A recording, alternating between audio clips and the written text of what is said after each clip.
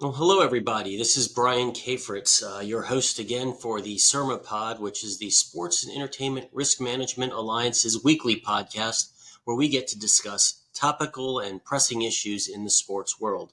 We're fortunate today to have Peter Carfagna here.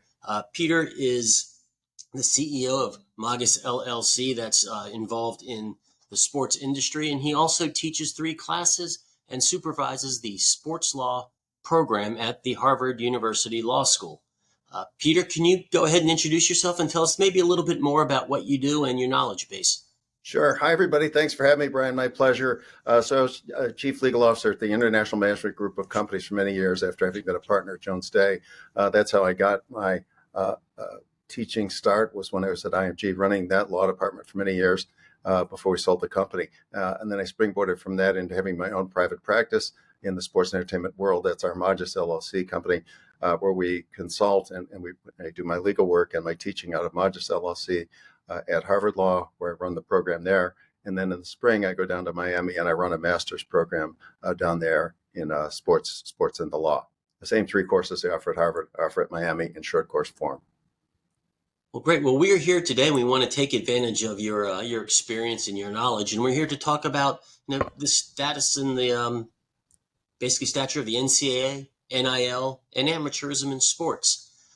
And when we think about NIL and the state of the NCAA right now, the first thing that comes to my mind, and something I would love to ask you, is that knowing what you know about NIL and amateurism, if you had to take the movie Hoosiers with the high school basketball team, the small town team going up to play in the championships for the state of Indiana, knowing that the state that we have now, how would you think Hoosiers would be different? How would you rewrite the movie?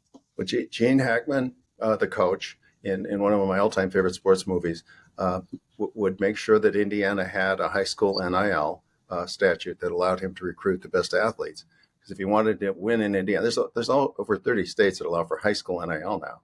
So he would create a collective at his high school, and he would recruit the best kids from all over sort of the Midwest, and he would get a collective together to pay them NIL money commensurate with their being the best in class, and buy their way to a championship. That would be the different ending in Hoosiers. Unfortunately. Not quite as romantic as as Jimmy working in the fields all day and coming back to shoot over the double picket fence, is it? No. As I told you in our prep session, we've had athletes from Ohio leave to go to high school NIL states for the sake of it, so they could be paid in equivalence for their name, image, likeness, their branding rights. And a lot of good student athletes have left Ohio. So Ohio, to catch up, which is where I'm based out of Ohio, to catch up is going to have high school NIL if they want to keep, pace with the other states that are doing it. Well, it really kind of changes the image and the understanding of what we consider a student athlete to be. Historically, it was this, ivory towered bastion of kids who are studying hard and balancing athletics and sports and working their way through to get an education. But how has that changed over time? And do you think it's going to continue to evolve? Well, it's Board of Regents, Student Athletes, 1984 Supreme Court that's essentially now been reversed by Alston to get legal for a minute here. Not reversed, the holding, but the dicta in Board of Regents, which defined what a student athlete was circular reasoning. Student athlete is an amateur, and an amateur cannot be paid. So Alston has pretty much said each and every rule will now be subject to antitrust rule of reason scrutiny. And in Judge Kavanaugh's concurrence, he says very clearly the NCAA is not above the law, which means each and every rule is going to be subject to antitrust scrutiny. And unless they pass rule of reason test and show that it's more pro-competitive to have student athlete rules, then it's going to be athlete students ruling the day. And I think, to answer your question more directly, I think money talks and everything else walks. And right now the collectives and the Power Four conferences are running the collegiate game. And you can see that Ohio State, again, where I'm based out of, raised 13-14 million NIL dollars to make sure this year they're going to beat Michigan. And that's an athlete student, not a student athlete being recruited to come play quarterback, even for where my wife went to school, Notre Dame. They've been recruiting quarterbacks. You would think Notre Dame could get the best high school kid to come play quarterback. No, they've had to buy a quarterback each of the last few years to come in. And I'm not saying Notre Dame's not student athletes, but even they, who have one of the highest graduation rates in the country, they, to be competitive, a top 8, 10, 12 team, they have to go out into the NIL market like everybody else and buy talented quarterback, because it is a quarterback-driven market. And then you look at Deion Sanders and what he's done at Colorado. He fired the entire team, brought in an entirely new team with his two sons, and who knows if they'll hit the apex this year.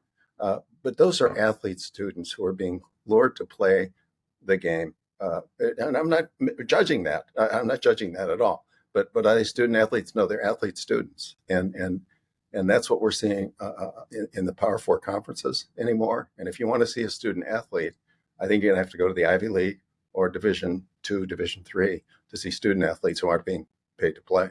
Well, it's interesting you mentioned Deion Sanders, because I was just reading some quotes from him that he gave recently, and he said, here's the issue, is that these kids want to be paid like pros. Right. But they don't want to be treated like pros by the media or by the coaches.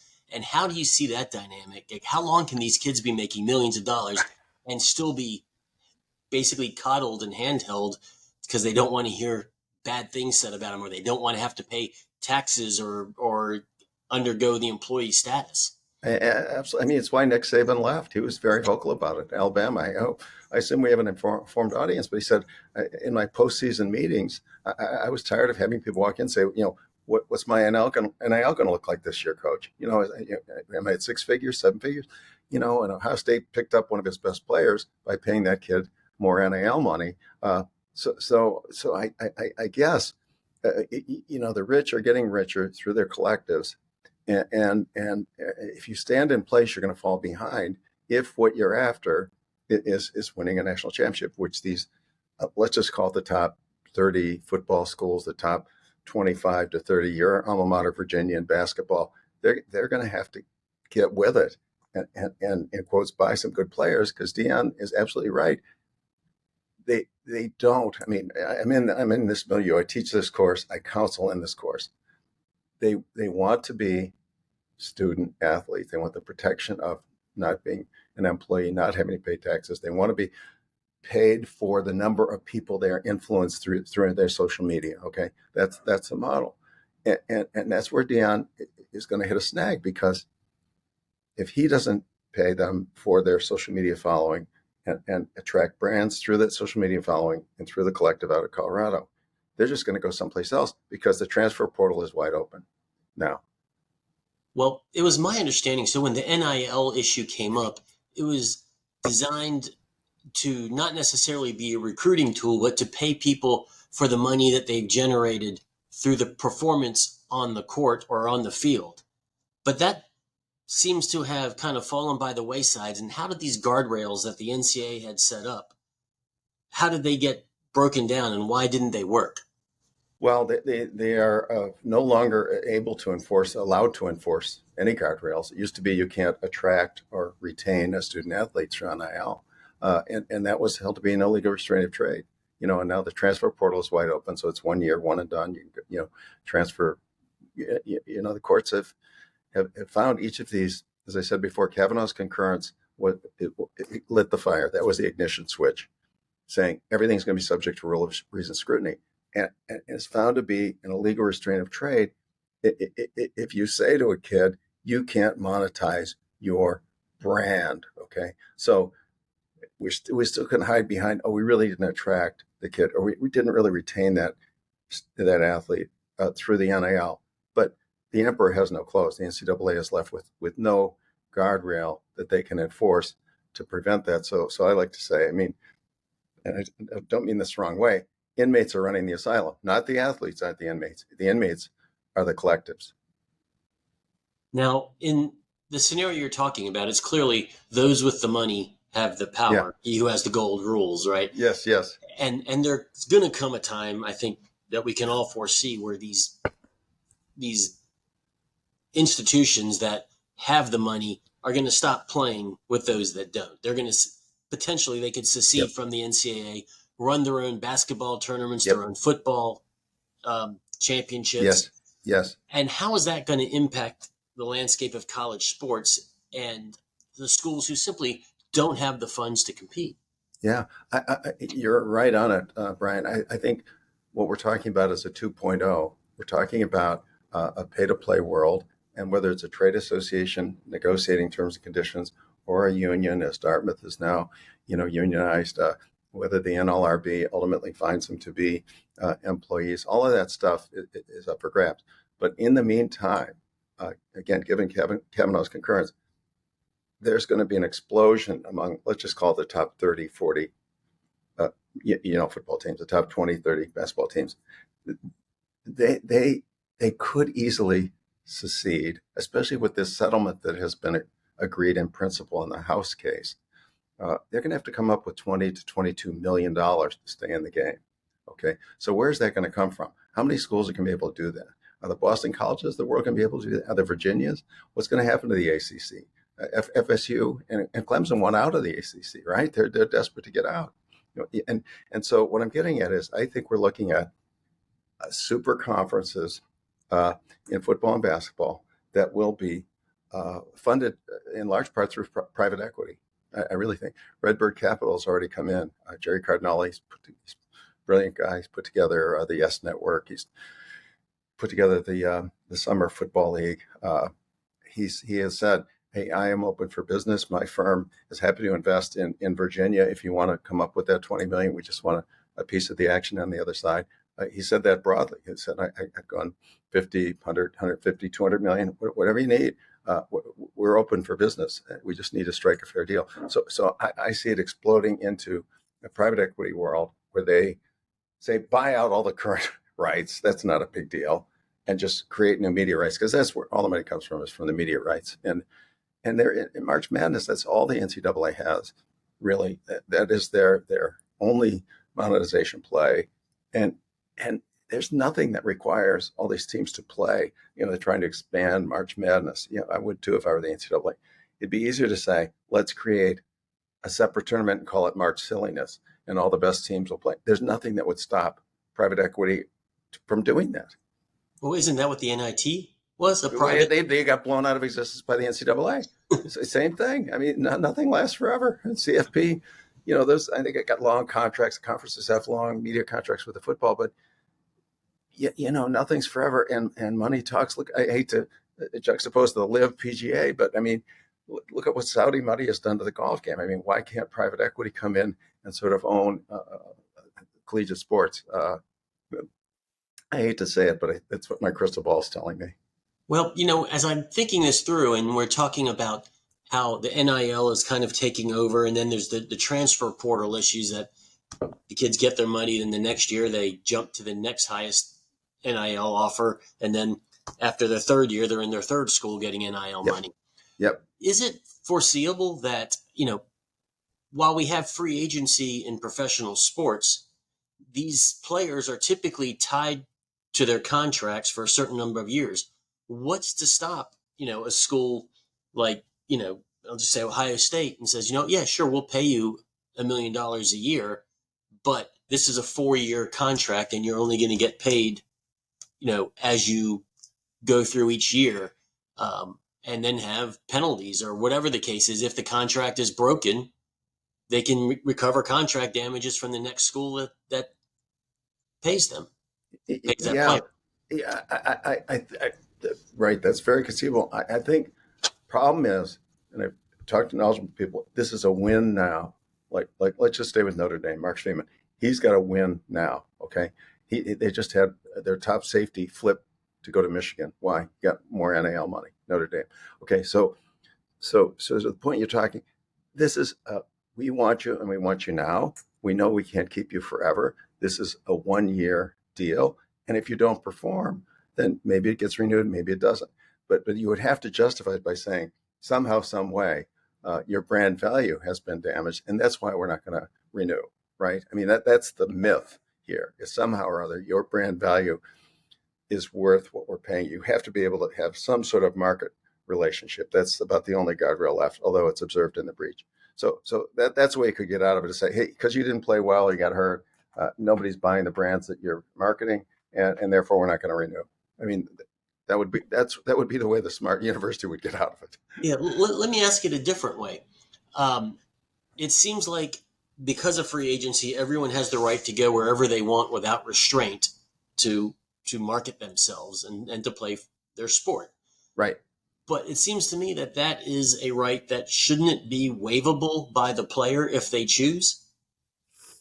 On a year-to-year basis, sure, and that's what we're seeing. That's absolutely So, yeah. I mean, when you watch these games anymore, Brian, it's it's like, and here's a guy playing for Michigan, and his first year he was here, and his second year he was there, and now his third year he's at Michigan. It's ridiculous. There's no brand loyalty here on either side of that contract. well, and then there's no limitations on tampering either, right? Well, it sure doesn't seem that way. Well, Sure doesn't seem that way. is there any governing body that No, could step in and say, wait a minute, Ohio State, you can't tamper with, we have a deal with this player, at Notre Dame. And there's no honor among thieves. Sorry. you're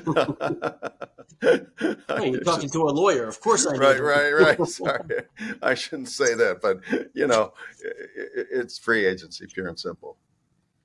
Now, recently, there's also been a ruling that talked about allowing retroactive NIL. Well, that's it.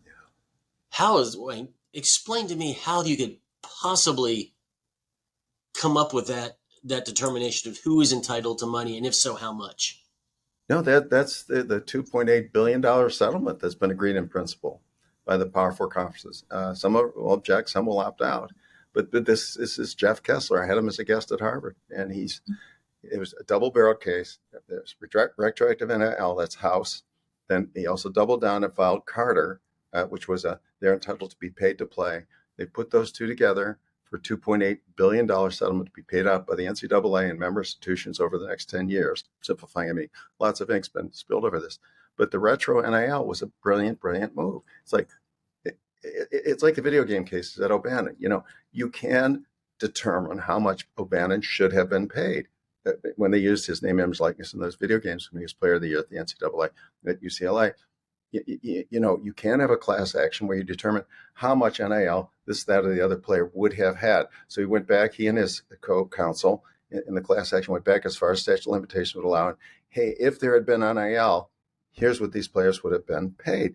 And they came up with an economics expert, and the NCAA pretty much caved, or not pretty much, has caved by agreeing to settle for $2.8 billion. Now will Judge Wilkin approve that settlement? I don't know. But it's a pretty valid claim to say, hey, wait a minute, that was then, this is now. I could have had, pick somebody who's still within that class statute of limitations. I won the Heisman Trophy. Look what Caleb Williams got for winning the Heisman Trophy. That's my comparable. Just do a retro on it, and that you restrain my trade by not letting me have NIL. I won the Heisman. I want that money. Do you have to reduce it to the value of the money at the time they played them? Well, they'd have just like you've been around, I've been around, you've settled class action cases, so have I. You have a master. You have a master, supervise submission of claims and proof of claim, and you go from there. All right. Final question, and this is because America wants to know about its favorite university, the University of Virginia. Given its strong collective and its wealthy alumni base, how long is it going to be before Tony Bennett and his team cut down the nets again? It could happen this year. The guy is the coach. Coach is coach. I told you in our prep session, I have the highest regard. My best friend went to UVA, so I watch a lot of games with him. Let's hope it's this year. It could be. There's no reason it shouldn't be. It'd be good for the game to keep him in. It would be very good for the game. And I'll just put in a plug for, I hope an Ivy League team like Yale or Harvard sort of makes its way in and shows the student athlete can still compete a little bit anyway. All right. Well, Peter, I want to thank you so much for being this. This has been fascinating to me. I think it's an issue that all of America is curious about and confused at the same time. And you're a great resource of information. And I can't thank you enough for being here. And for everyone out there, Please keep on tuning into the SERMAPod. It comes out about weekly. If you're interested and you want to join SERMA, go to the SERMA webpage at www.theserma.org and click the join button. There are hundreds and hundreds of risk managers and insurers and specialists in the sports and entertainment industry. Or come to some of our in-person events, such as the Youth Sports Risk Conference that's coming up in Dallas, Texas, September 18th through 20th. Until then, thank you for joining us. This is Brian Cafritz, and on behalf of Peter Carfagna, have a great day. Thank you so much, Brian. My pleasure. Good luck to you.